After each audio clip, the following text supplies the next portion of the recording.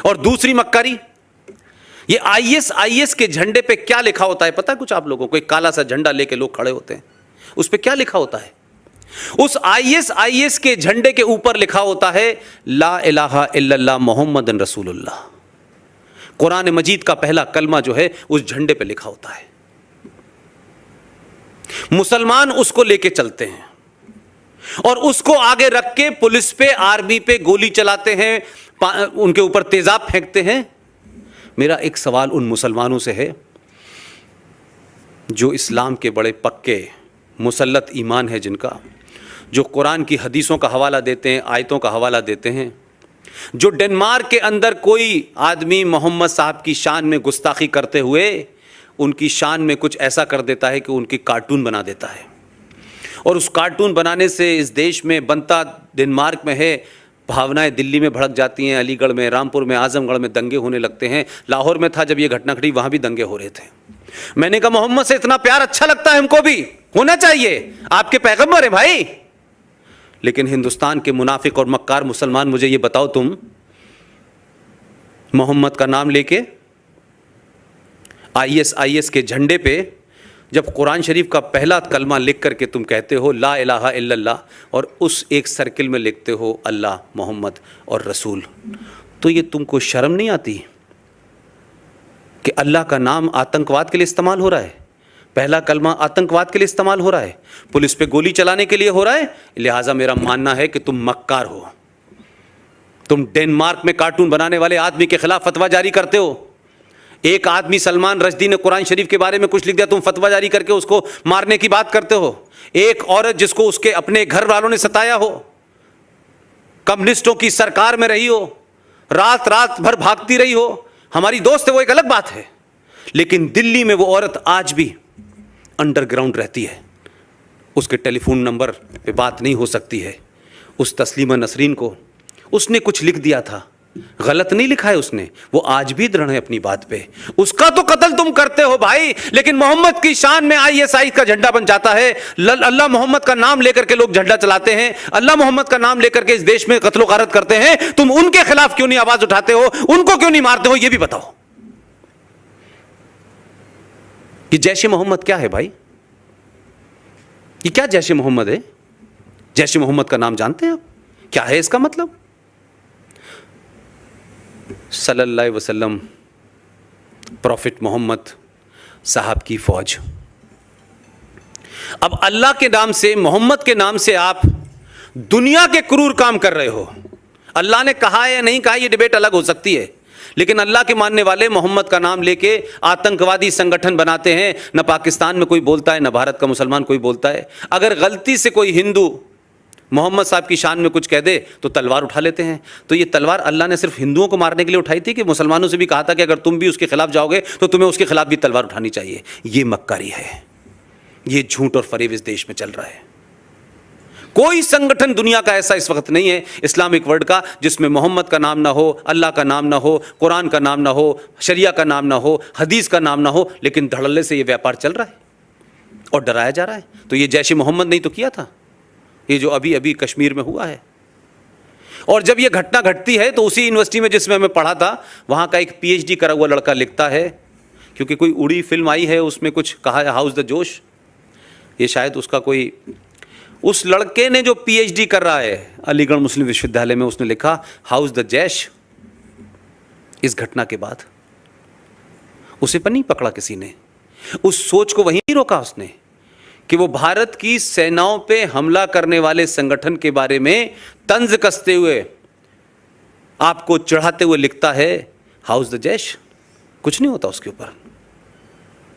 इस हमले के बाद नॉर्थ इंडिया के अखबार इधर कितने आते नहीं आते, कोई शहर ऐसा नहीं था उत्तर प्रदेश का, बिहार का, जहां लोगों ने कमेंट करने, लिखने, मैसेज करने में तमाम भारतीय सेना को गाली न दी हो और इस बात का फख्र न करा हो कि 40 फौजियों को जैश ए मोहम्मद ने मारा है। जिस आतंकवाद से आप समझ रहे हैं कि यह आतंकवाद पाकिस्तान ने किया है, वो तो पैदा हुआ ही इसीलिए है, उस पर तो सेकंड थॉट ही नहीं है। इसको बार बार ये कहना पाकिस्तान ने किया है, पाकिस्तान ने किया है, पाकिस्तान का हाथ है, भाई पाकिस्तान का हाथ नहीं, पाकिस्तान का पैर, गला, सब कुछ है इसमें। लेकिन ये कह देने से बात नहीं बनेगी ना भाई। पाकिस्तान क्या कर रहा है वो समझ में आता है, लेकिन इस देश में आपने 70 साल में गंगा जमुना तहजीब के चलते 500 से ज्यादा कश्मीर बना दिए हैं। घर घर लड़ाई हो रही है। आपको अंदाजा नहीं है, दिल्ली जैसी जगह के अंदर हिंदुओं के घरों के सामने, मैं कॉलोनी का नाम देता हूं, गूगल पे जाके सर्च करिए, श्रीनिवासपुरी, साउथ दिल्ली की कॉलोनी है।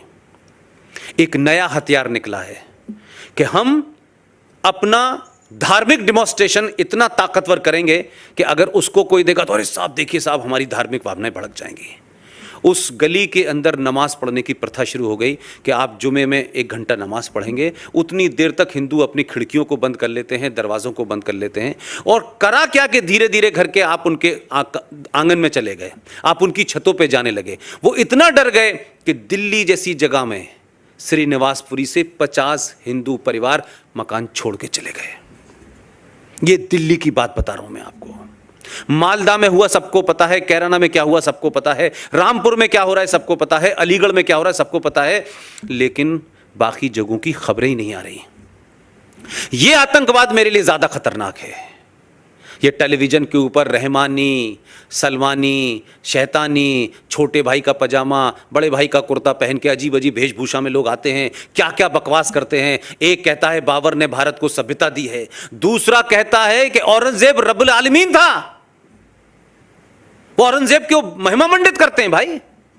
माफ कीजिएगा, उनको औरंगजेब को महिमा मंडित करने का कोई इरादा नहीं है। वो हर उस शख्स को, वो हर उस मुल्क को महिमा मंडित करते हैं जो भारत और भारत की मेजॉरिटी के साथ खड़ा होता है। हर उस आदमी को महिमा मंडित करते हैं जिसने आपके ऊपर अत्याचार किए हैं।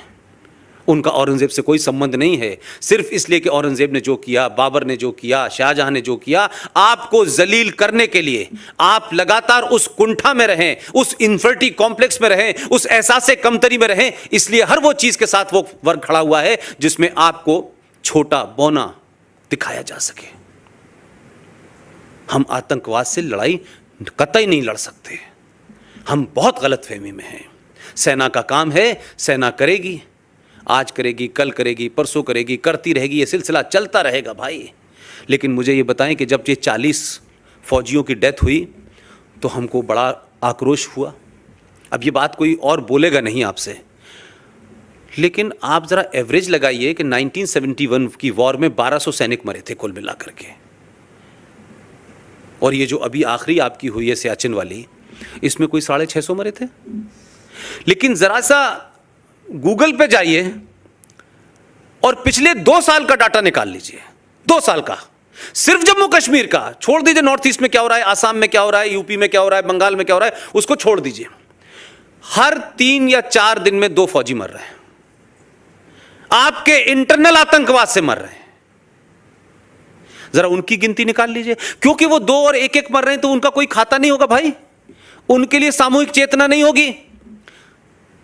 ये वो जानते हैं। 1971 वॉर के बाद पाकिस्तान को यह पता चल गया था कि वो सीधे तौर पे भारत से नहीं लड़ता, ना लड़ सकता है, तो उन्होंने एक डॉक्ट्रिन को ईजाद किया जो भारत के कुछ समझदार लोग जानते हैं लेकिन भारत के समाज को नहीं पता है। 1971 के बाद वो एक डॉक्ट्रिन तैयार हुई और उस डॉक्ट्रिन का काम था bleed India with 1000 cuts. Bharat को 1000 जख्म दो जो लगातार रिश्ते रहे। तो ये आपके देश में रेडीमेड उनको लोग मिल जाते हैं, स्लीपर सेल मिल जाते हैं, कहीं कश्मीर के नाम से, कहीं जेएनयू के नाम से, कहीं जादवपुर के नाम से। ये तमाम वो लोग हैं जो किसी खास एजेंडे के तहत काम कर रहे हैं और भारत अपने ही घर में लड़ रहा है। लिहाजा ये लड़ाई पाकिस्तान को माइनस भी कर दे थोड़ी देर में तो आपके यहाँ बड़ी भयावह है। इसलिए ऐसा नहीं होता कि यकायक एक शख्स एक यूनिवर्सिटी का वाइस चांसलर रहता है, माइनॉरिटी कमीशन का चेयरमैन रहता है, ईरान में राजदूत रहता है, भारत का उपराष्ट्रपति बनता है, 2-2 बार बनता है और उतरते ही उसको डर लगने लगता है कि मुसलमान भारत में, डर लगता है उनको। अब उस हामिद अंसारी से ये पूछो भाई कि अगर तुम्हें ये पता चल गया सारा मलाई खाने के बाद कि अब इस मुल्क में डर लगता है तो बर्मा के बॉर्डर पे जाओ, वहां से जो रोहिंग्या मुसलमान आ रहे हैं उनको वहीं रोको भाई को, मत जाओ इस मुल्क में। मुझे डर लग रहा है, तुम्हें भी डर लगने लगेगा, मत जाओ इस मुल्क में। वो मक्कार वहां नहीं जाता है। इसलिए आपके शहर के कुछ लोग, उनको 2015 में एक साहब को डर लगा, कि डर लग रहा है। वो अपनी बीवी से बेडरूम में कह रहे थे कि हम सुबह निकल चलते हैं, हमें डर लग रहा है, लेकिन अभी तक गए नहीं, वो चले जाते, हमने रोका नहीं था। फिर शिकायत 2018 में एक साहब को डर लगने लगा, वो मेरी यूनिवर्सिटी से पढ़ के आए थे, मेरे सीनियर हैं, उनको भी डर लगने लगा। मुझे ऐसा लगता है कि हर जो कंपोनेंट है उस समाज का, वो जुडिशरी में हो, वो सत्ता में हो, वो विपक्ष में हो, वो कश्मीर में हो, वो आसाम में हो, वो फिल्म इंडस्ट्री में हो, वो क्रिकेट में हो, वो हॉकी में हो, एक कोऑर्डिनेटेड अटेम्प्ट है, एक दूसरे के तार हैं ये, कि जो जिस हैसियत में है उस हैसियत में इस मुल्क को अपने पंजों पे खड़ा रखो। इस मुल्क की जो पहचान है उस तरफ लोग न बढ़ें। जैसे ही बढ़ते हैं आप, क्या वजह हो गई भाई कि अभी यकायक डर लगने लगा? मैंने इतनी घटना गिताई इस देश के अंदर, कभी डर नहीं लगा। 350, 400, 500 लोग आपके मुंबई बम धमाकों में मरे, किसी ने कहा था कि डर लग रहा है? किसी को डर क्यों नहीं लगा भाई? लेकिन अब डर शायद इसलिए लग रहा है कि हम जैसे लोग, GD बख्शी जैसे लोग, RSN, सुशील पंडित, गौरव आर्या और तमाम वो ताकतें जिनको लगता था कि 70 साल, हमारे यहाँ कहा जाता है, यूपी में कहावत है कि 7 साल के बाद जो कूड़ा डालने की जगह होती है ना, कहते हैं 7 साल बाद तो उसके भी दिन बदल जाते हैं, और कूड़े के ढेर की जगह कोई मकान बन जाता है, कुछ अच्छी जगह बन जाती है। इस देश को 70 साल लग गए, ये कूड़े का ढेर साफ हो रहा है, ये ढेर बदल रहा है।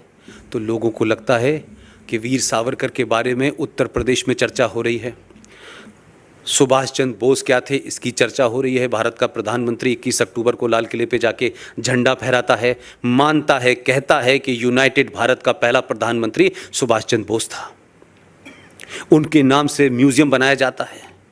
ऐसे ही नहीं है कि कहीं किताबों में मुझे रंजीत भाई बता रहे थे कि सावरकर जी कहते थे कि संसद जो है वो एक मंदिर है। तो हमने मंदिर के सामने किसी को झुकते तो पहली बार ही देखा है।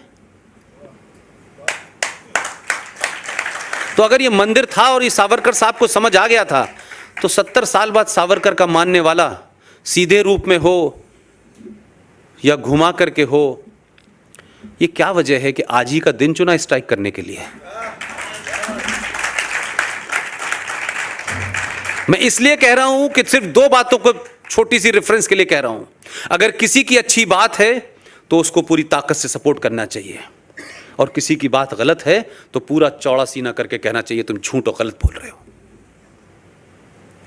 पहली पार्लियामेंट की स्पीच में, 1 घंटे की स्पीच में, कुछ बातों को शायद मैं बहुत तेजी से कनेक्ट इसलिए करता हूं कि मैं उसी समाज के बीच में बड़ा हुआ हूं।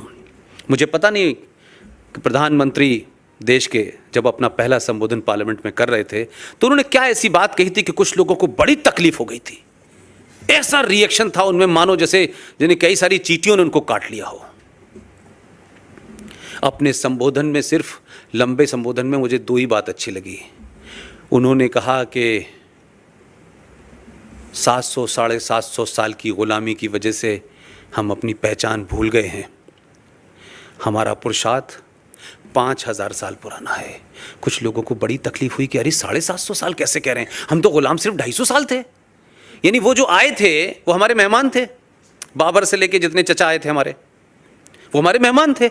उनको लगा पहली बार इस आदमी ने उस जगह चोट की है जिसको इस देश के अंदर इतिहास में पढ़ाया जाता है। बाबर महान था, अकबर महान था, ये महान था, वो महान था, ये किया। उन्होंने कहा यार ये तो हमारे दौर की बात हो गई, तो हमारे आइकॉन के बारे में तो कह रहा है कि उन्होंने देश को गुलाम बनाया था। तो उनको सबसे पहले तकलीफ हुई। और पहली मन की बात में एक कहानी सुनाई थी। वो कहानी बहुत पुरानी है, मुझे नहीं लगता कि उसमें कोई नई बात है, लेकिन उस जहां वो बैठा हुआ है, जिन संकटों से वो आदमी घिरा हुआ है, उसकी कुछ एहसास मुझे इसलिए है कि उसके नजदीक जो सिस्टम कैसे चल रहा है, सिस्टम में कैसे कैसे लोग बैठे हुए हैं, जम्मू कश्मीर के संविधान में क्या हो रहा है, आसाम में क्या हो रहा है, मालदा में क्यों ऐसा हो रहा है, क्या वजह है कि इतने सारे संकटों से घिरे होने की वजह से कुछ बात सीधे तौर पे नहीं कही जा सकती। क्या वजह है कि वीर सावरकर की जयंती पे या उनकी पुण्यतिथि के ऊपर प्रधानमंत्री की एक तस्वीर आती है कि सावरकर को वो फूल चढ़ाते नज़र आते हैं। किन लोगों को तकलीफ़ होती है कि सावरकर के ऊपर फूल क्यों चढ़ा रहा है ये आदमी? सावरकर को तो हमने दफन कर दिया था। लिहाजा उन्होंने क्या किया कि अपनी बात को खामोशी से कहने के लिए उन्होंने कहा अपनी मन की बात में, वो शेर की कहानी है, मुझे लगता है आप सबको पता होगी। अगर नहीं होगी तो मैं दोहराए देता हूँ। बताऊँ उसको। एक शेर शेरनी जो थे एक जंगल में जा रहे थे अपने 4 बच्चों के साथ में। ये प्रधानमंत्री की मन की बात की सिर्फ इतनी बात मैं कह रहा हूं कि हम समझें कि वो आदमी कहां पे कह रहा है, जिसकी ख्वाहिश शायद सावरकर जी की थी। जो बातें सावरकर जी कह के चले गए उसके बारे में पता नहीं, लेकिन वो आदमी कितने धीरे से उन बातों को उस पद पे बैठने के बाद भी कह रहा है। वो अपने समाज को एहसास दिला रहा है। उस समाज से कह रहा है जो समाज सो गया है, उस समाज से कह रहा है जो ये समझता है कि हर काम सरकार का है, सरकार आ गई चली गई, अब सरकार शाम में आए, घंटा बजाए आपके घर का और पूछे कि भाई आप लोगों ने खाना खा लिया, अच्छा खा लिया, मैं जा रहा हूँ। तो ये सरकार से हमारी अपेक्षाएं होती हैं। इस समाज को जगाने के लिए इतने सटिल तरीके से, इतने बिटवीन द लाइन्स कहने के लिए भी आप में हिम्मत होनी चाहिए। उसने कहा कि एक जंगल में एक शेर और शेरनी अपने 4 बच्चों के साथ जा रहे थे। शेर की प्रवृत्ति शिकार करने की होती है। भेड़ियों का एक बहुत सारे भेड़िए जा रहे थे, उनका एक झुंड था। शेरनी और शेर को लगा के शिकार करना चाहिए। वो शिकार करने के लिए शेर और शेरनी दोनों दौड़े और शिकार करने के चक्कर में काफ़ी आगे चले गए। उसके 3-4 बच्चों में से 3 बच्चे तो भाग के वहाँ तक चले गए, एक बच्चा रह गया पीछे और शेर अपने आगे निकल गया और उसके साथ में 3 बच्चे थे वो चले गए। जो बच्चा अकेला रह गया वो उन भेड़ियों के बीच में बेचारा मिल गया, क्योंकि वो पीछे दौड़ नहीं पाया और वो रहते रहते भेड़ियों के बीच में भेड़ियों जैसी भाषाएं बोलने लगा। वो समझने लगा कि मैं भी भेड़िया हूँ। लेकिन वक्त ये हुआ कि वो रहते रहते उसके अंदर उसके कैरेक्टर जो थे वो भेड़ियों जैसे उसके हो गए। और एक दिन शेर और शेरनी जब जंगल से जा रहे थे, वापस आए, तो शेरनी ने अपने बच्चे को पहचान लिया शक्ल से देख करके, ये तो मेरा बच्चा है। उसके पास गई, उससे कहा कि तू शेर का बच्चा है। वो उससे लड़ने लगा, नहीं मैं शेर का बच्चा नहीं हूँ, मैं भेड़िया हूँ। बड़ा हिज्जत हुई। ये बिल्कुल वैसी हुज्जत है जैसे सेकुलरिज्म पे होती है। उसने बड़ा समझाया कि तुम शेर को, वो नहीं माना। उसके बाद शेरनी बड़ी परेशान थी कि कैसे मैं इसको बताऊं कि तू सेकुलर नहीं है। बड़ा समझाया उसने कि तू सेकुलर नहीं है भाई। खैर वो उसको एक जंग वहाँ ले गई कुएं के पास और उससे कहा कि मेरी शक्ल देख और अपनी शक्ल देख, हम दोनों एक ही से हैं। उसने देखा और जैसे उसके बच्चे के चेहरे पे ये आया कि उसको कुछ एहसास हुआ, शेरनी ने दहाड़ लगाई। तो वैसी वो शेर ज़ोर से, बच्चा जो था वो शेर दहाड़ लगाए और उसके बाद बोला कि नहीं मैं तेरा बच्चा हूँ, मैं शेर का बच्चा हूँ। तो हिंदुओं की स्थिति उस भेड़ वाले शेर की तरह हो गई है। इसकी ताकत से मानिए कि आप 5000 साल पुरानी सभ्यता के भाजक हैं। आप किसके, आपके पूर्वज कौन थे, वो कौन लोग थे, कुछ उसका भी गर्व करिए। ऐसा ही नहीं है कि 700 साल के दौर की वजह से आप इतनी हीन भावना के शिकार हो गए हैं कि अपने पुरुषार्थ को आप भूल गए हैं, अपनी पहचान को आप भूल गए हैं। और ये मत कहिए बार बार कि हमारे डीएनए में लिखा हुआ है। हमारे डीएनए का जो भी आइटम था वो उस आदर्श समाज के लिए था, जब समाज में मूल परंपराएं थी, कुछ कानून थे, कुछ रूल थे। इसलिए हमारा बिहेवियर था कि हम हथियार नहीं उठाते थे, हम तर्क से बात करते थे। लेकिन 5000 साल पुराने हथियार से आज के आतंकवाद से नहीं लड़ सकते आप। आज आपको उसी हथियार की ज़रूरत है जिस हथियार आपके सामने है। लिहाजा ये मत कहिए कि हम तो सदियों से ऐसे ही थे।